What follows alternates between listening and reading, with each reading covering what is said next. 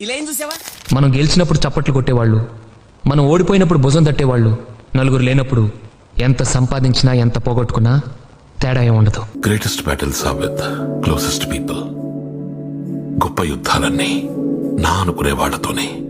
వినే టైము చెప్పే మనిషి వల్ల విషయం విలువే మారిపోతుంది లంబరి. నిజం చెప్పకపోవటం అబద్ధం, అబద్ధాన్ని నిజం చేయాలనుకోవటం మోసం. జీవితంలో మనం కోరుకునే ప్రతి సౌకర్యం వెనకాల ఓ మినీ యుద్ధమే ఉంటుంది. యుద్ధంలో గెలవడం అంటారా?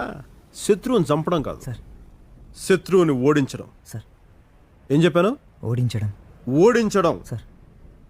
ఓడించడమే యుద్ధం యొక్క లక్ష్యం. Okay sir. చంపడం కాదు. యుద్ధం చేసే సత్తా లేనోడికి శాంతడిగే హక్కు లేదు. నిజం చెప్పేప్పుడే భయం వేస్తుందన్న, చెప్పకపోతే ఎప్పుడు భయం వేస్తుంది. అద్భుతం జరిగేటప్పుడు ఎవరూ గుర్తించలేరు, జరిగిన తర్వాత ఎవరు గుర్తించాల్సిన అవసరం లేదు.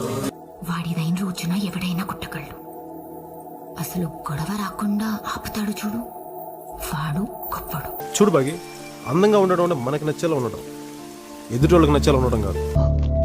కారణం లేని కోపం, గౌరవం లేని ఇష్టం, బాధ్యత లేని యవ్వనం, జ్ఞాపకం లేని వృద్ధాప్యం అనవసరం.